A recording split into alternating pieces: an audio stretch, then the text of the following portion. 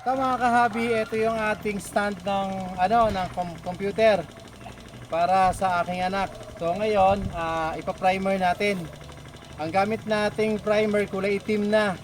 Pero pagkatapos natin i-primer to, may mamasilyahan tayong konti, then saka tayo uli magpa-final ng pintura. Ayan. Pero dito tayo kasi hindi masyadong maulan ngayon. Ilang araw kasing nag-uulan, so hindi natin magawa ito. Pinuna natin ilalim.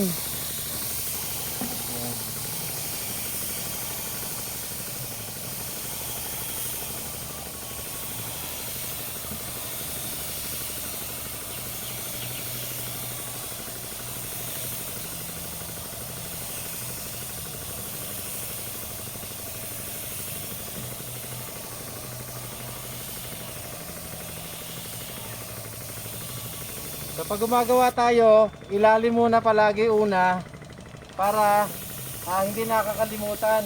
Kasi kalimitan sa nagpa-primer, yung ilalim ay hindi na nila ginagawa pag hindi nakikita.